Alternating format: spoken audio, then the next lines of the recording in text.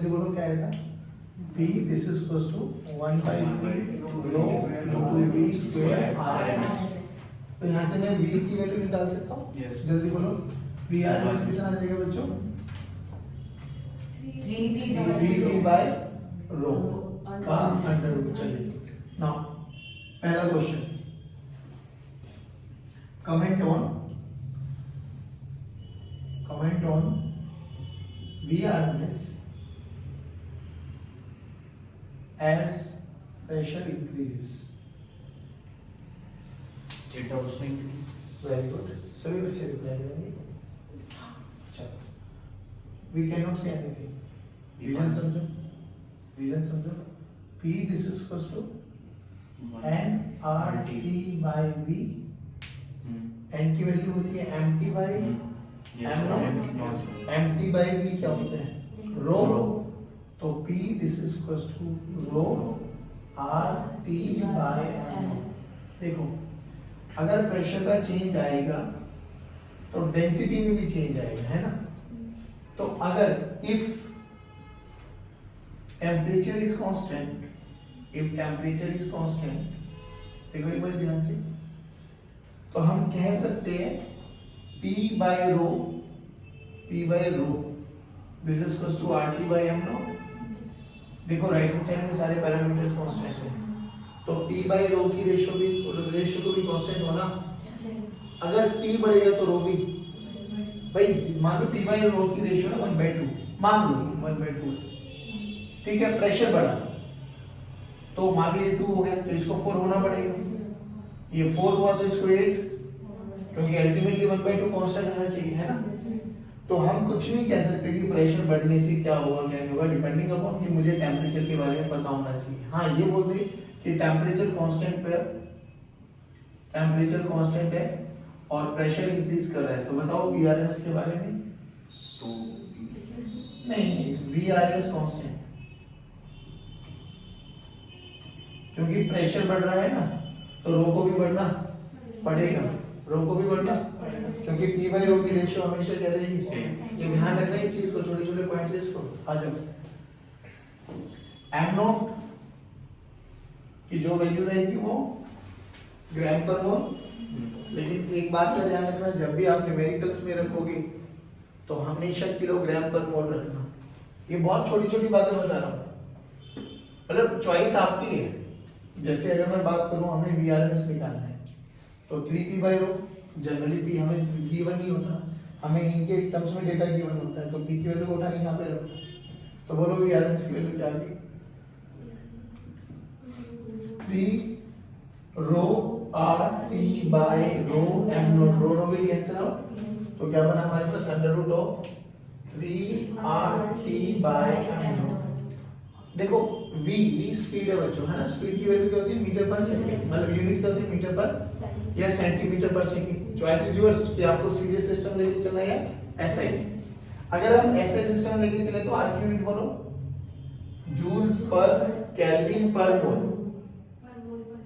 बात होगी ना, जूल पर मोल पर केल्विन, अरे यही तो होता है। P की वैल्यू बोलो केल्विन। तो मास की यूनिट क्या होती है, वैसे मास हम ग्राम में लेके चलते हैं ना, ग्राम पर मोल। बट मैं ये कह रहा हूँ जब आप M नॉट की वैल्यू को रखोगे तो you have to convert gram into gram into, तो इसको किलोग्राम पर मोल रखोगे। क्यों, रीजन समझो ना। यहाँ पे देखो 3 तो डायमेंशन इस क्वांटिटी है। R की वैल्यू रखो जूल पर मोल, M पर मोल लिख दिया मैंने, हाँ जूल पर मोल पर केल्विन। ऊपर केल्विन है, नीचे किलोग्राम पर मोल है। देखो mole mole cancel out, kelvin cancel out. हाँ नहीं क्या जूल लिखा था वहाँ, केजी है। हाँ तो जूल एक सेकंड बोलो ना। अब जूल की यूनिट बोलो, kilogram metre square per second square. तो under root of kilogram metre square per second square divided by kilogram में कैंसिल आउट। तो देखो मीटर पर सेकंड का whole square root cancel out, तो मीटर पर सेकंड। याद क्या रखेंगे कि जैसे हीलियम है 4He2 होता है ना, तो हीलियम का मोलर मास कितना होता है, 4 ग्राम।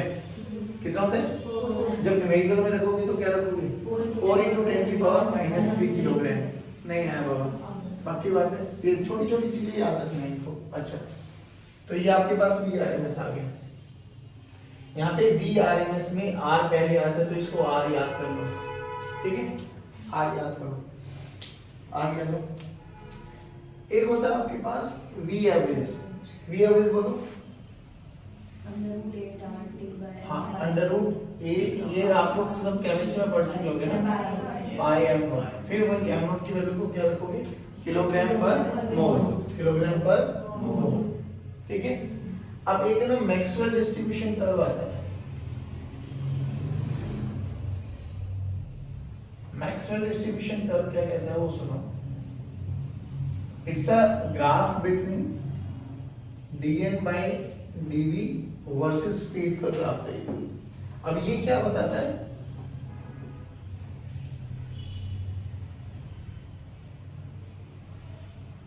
ऐसा ग्राफ है ना।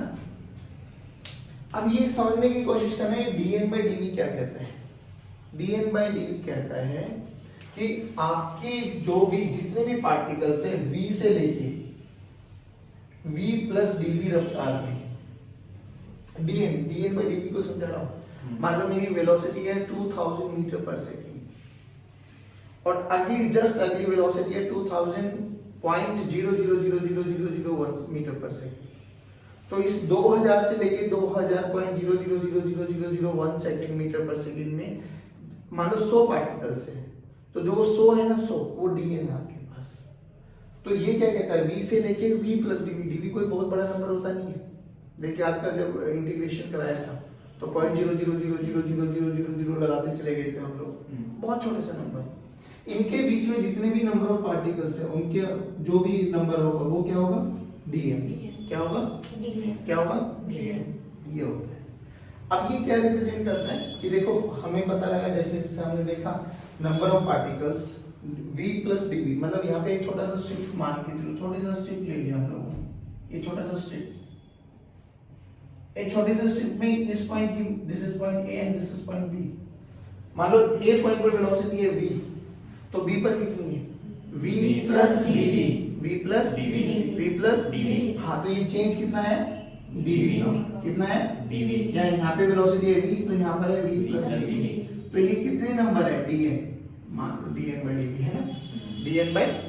तो इस वाली स्ट्रिप का जो एरिया आएगा वो एरिया क्या देता है हमें, एरिया याद करो, निकालने का क्या तरीका क्या था, y into dx, तो y into dx, y into dx करो मल्टीप्लाई। हाँ तो एरिया ऑफ द कर्व क्या देगा आपके पास, एरिया ऑफ द स्ट्रिप मतलब बेसिकली ग्राफ, एरिया क्या देगा dn by dv into dv, dv dv में dn का इंटीग्रेशन करोगे तो मिल जाएगा टोटल नंबर, है ना, total number of molecules basically, तो टोटल नंबर देता है आपका। यहां से इसकी इंपॉर्टेंस समझना क्या है, ये यहां से मोस्ट प्रोबेबल स्पीड का बहुत लंबी सी डेरिवेशन है, बट हमें डेरिवेशन का कोई लॉजिक बनता नहीं है कि इक्वेशन भी आती है बहुत लंबी सी, कोई यूज नहीं है। ये क्या कहता है कि इस ग्राफ में ये वाले जो ये वाले पार्टिकल्स हैं जिनकी स्पीड मान लो v1 है, क्या समझे इससे, इसको समझने के दो तरीके हैं। मैं दो स्टेटमेंट बोल रहा हूँ, आप बताना कौन ठीक है कौन गलत है। कि v1 पार्टिकल, जिन पार्टिकल की स्पीड v1 है उनका नंबर ज्यादा है, या जिनकी स्पीड v1 वाले पार्टिकल्स की रफ्तार सबसे ज्यादा, नहीं इन वाले पार्टिकल्स की रफ्तार सबसे ज्यादा है ये, या जिन पार्टिकल की स्पीड v1 है उनका नंबर सबसे ज्यादा है, इन पार्टिकल की रफ्तार सबसे ज्यादा नहीं है, रफ्तार तो इधर ज्यादा होगी, है ना, क्योंकि जैसे जैसे हम एक्स एक्सिस के अलॉन्ग जाएंगे स्पीड बढ़ती जाएगी।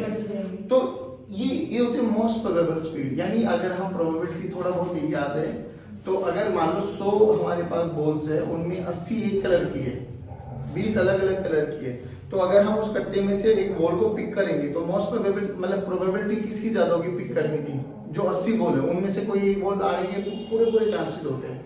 तो मोस्ट प्रोबेबल स्पीड भी यही कहते हैं कि जिन पार्टिकल्स की स्पीड v1 है ना उनका नंबर सबसे ज्यादा है, या वो वाले पार्टिकल सबसे ज्यादा रेशियो में पाएंगे, प्रोबेबिलिटी उनकी ज्यादा है। तो यहाँ से एक फॉर्मूला आता है मोस्ट प्रोबेबल स्पीड का, v mp बोलो under root of 2 RT by m naught. और इनका मीटर कन्वर्जन बहुत इजीली कर सकते हो आप लोग।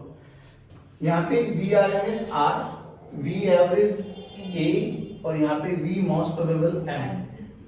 इनको याद करने का तरीका है, आप राम को याद कर लो, है ना, राम। R बोले तो RMS, A बोले तो M बोले तो सबसे ज्यादा राम है, मतलब R है, फिर उससे कम A है, फिर उससे कम।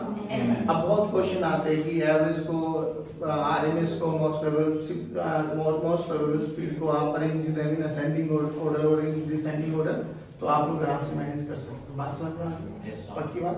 अब सुनो, अब यहाँ के बाद हमारे पास कुछ गैस लॉस थी, बेसिकली 4 आप लोगों ने बात करी होगी। Boyle's law, Charles law, average law.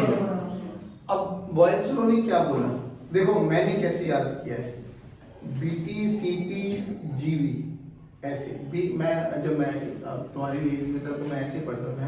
अच्छा, अपने वो बॉडी क्वांटिटी कांस्टेंट। BT बोले तो ब्लूटूथ, मैंने ऐसे याद किया हुआ था, फ्रेम बनाया था। BT बोले तो ब्लूटूथ, बॉयल्स लॉ में टेम्परेचर कांस्टेंट। CP दिल्ली में वो कैनाट प्लेस है। C बोले तो चार्ज, P बोले तो प्रेशर, वो वाली नोट जिसमें प्रेशर कांस्टेंट है। GV, अब मुझे कोई दिखाई नहीं दे रहा तो मैंने इसको नाम बना दिया गुरु विवेक। क्या G for Guru, V for विवेक, गुरु विवेक, यानी गेलुसेक लॉ में वॉल्यूम कांस्टेंट। और एवोगैड्रो लॉ तो आपको पता ही है कि अगर कांस्टेंट टेम्परेचर और प्रेशर पर N/V का रेशियो कांस्टेंट है ना।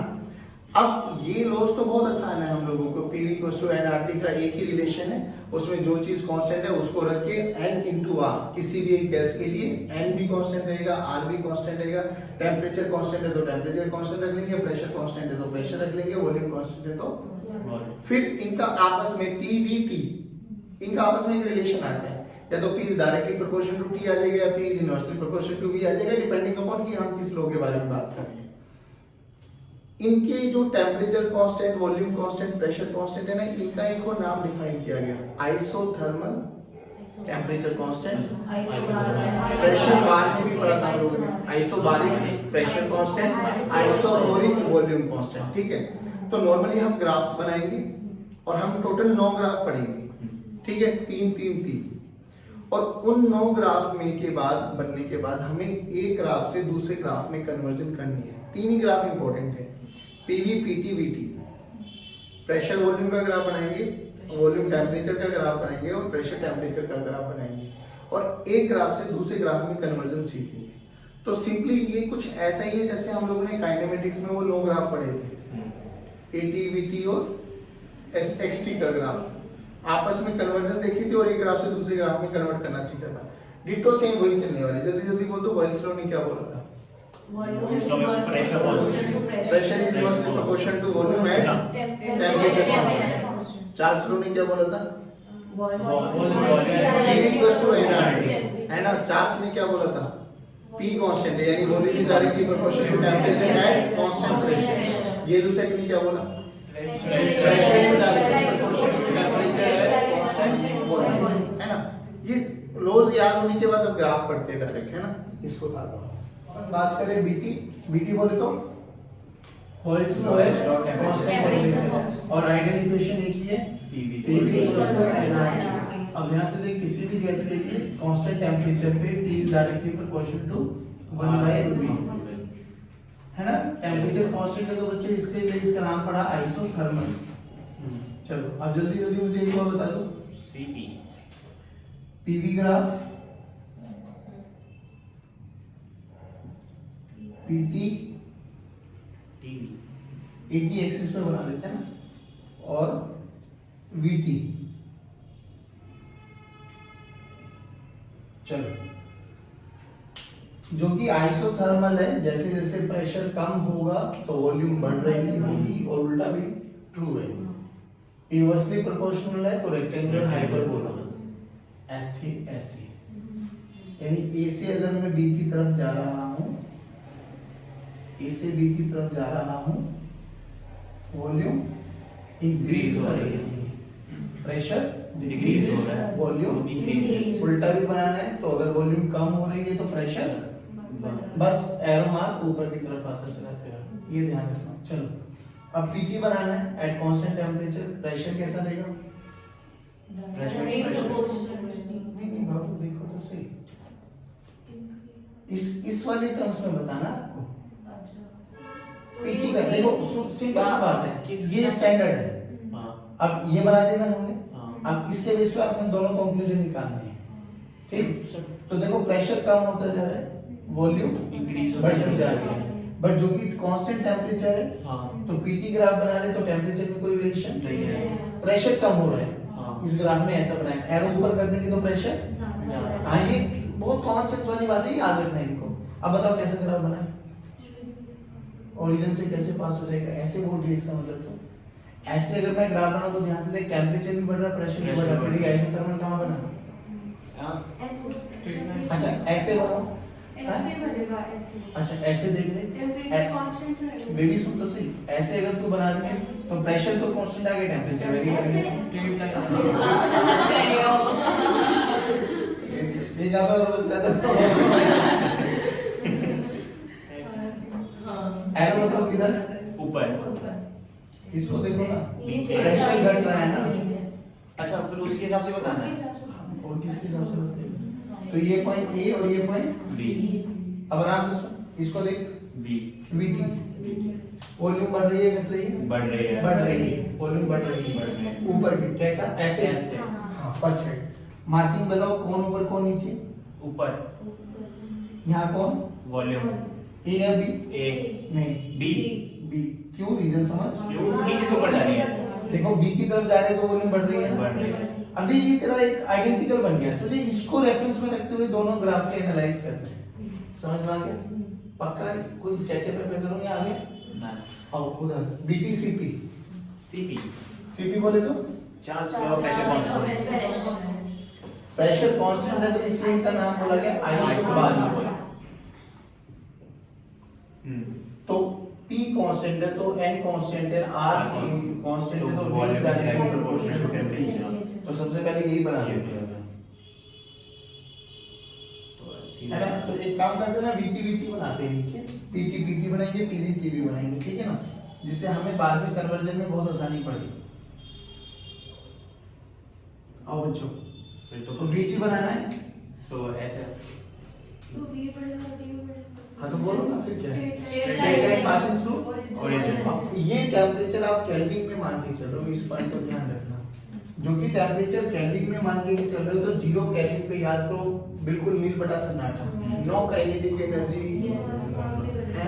तो यहाँ से जो कि हम 0 केल्विन से तो ऑब्वियसली कहीं ना कहीं ऊपर ही बैठे हैं, है ना। 0 केल्विन पे तो हमने देखा भी नहीं है, ना देखेंगे, तो कहीं ना कहीं कुछ ऐसा।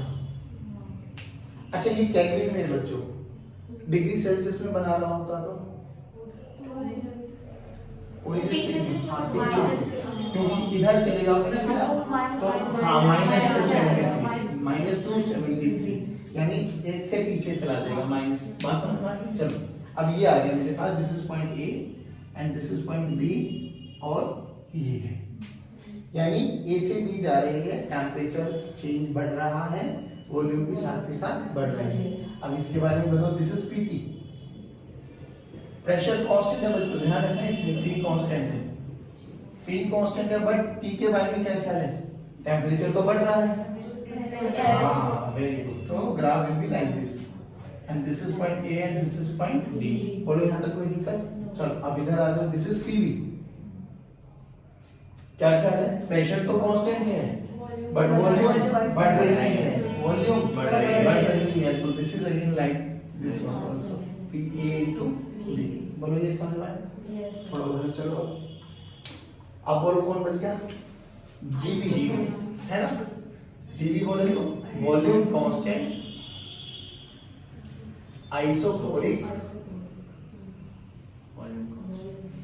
Okay run. आइसोकोरिक में ध्यान से देखो क्या बन जाएगा, V कांस्टेंट है तो P is directly proportional to T, तो P is directly proportional to T। अभी भी फिर वही तीन ग्राफ, इधर पहले PV,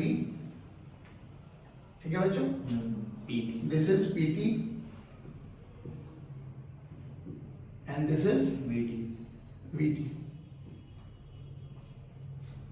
तो P is directly proportional to P, सबसे पहले ये वाला ग्राफ बनाते हैं। Yes. बोलो क्या? Straight line passing from Origin. Kelvin में है तो 0 से स्टार्ट कर सकती है और डिग्री में Celsius हो में तो तो नहीं। माइनस, यानी कुछ ऐसा। This is A, this is B।